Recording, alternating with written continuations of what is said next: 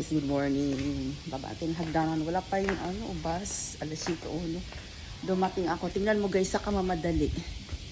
Nakalimutan ko yung hunyari ring ko, yung icenic ring ilalagay sa liig. Ang pochi niya, ang pouch, pouch. Nilagyan ko na nung niya, jelly na din, pang tawag nito, panghiyaso, yung para hindi siya matunaw kaagad, naka frozen na rin. Nilabas ko pa kasi, kaya tingnan mo, nakalimutan ko na doon pala sa ibabaw ng kutatsu table, sa humidifier ko pinatong. Diyan ako na naalala sa tray na station na dapat sa aming banda sa Hutarda ay gamitin ko na sana. Pagtingin ko, yung lalagyanan lang. Ano ba yan?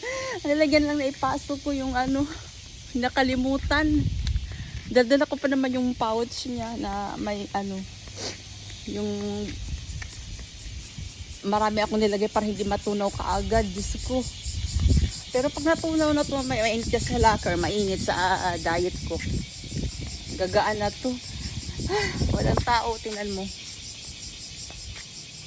Nakalagay dito. Ano ba nakalagay? 8:12 to 8:15 daw.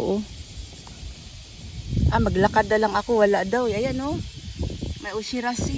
Nilagay na maglakad ako. Late yung bus. Lalo ngayon. Kasi ubong dito guys. May dalawa kasing klase sa month ng ubong nilang. Ibig sabihin yung araw ng mga patay sa atin, November 1 anto, diba dito? Ang pinaka maaga, Shichigatsu, yung July. Then, Hachigatsu, yung October. Nabuwang na. Hindi sila October. Mali ako, July at saka August. Shichigatsu at saka Hachigatsu. Nabuang naman ko Sorry guys July and August pala. Mali yung pagkabikas ko kanina.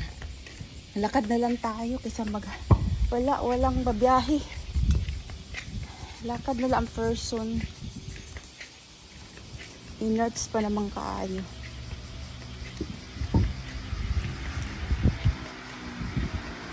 Palitan ko yung medyas ko kasi nakaganyan ako. Tingnan mo. Exposed na naman to sa UV. Maging terms na naman. Okay guys, lakad ang person kasi medyo sa shiburi. Ang ibig sabihin, siguro ilang weeks, ilang araw pala sa loob na isang linggo. Kasi kadalasan sumasakay na ako ng bus dahil ang init niya. Wala akong magawa ngayon dahil holiday Sabado, Linggo. Bye again. See you next video.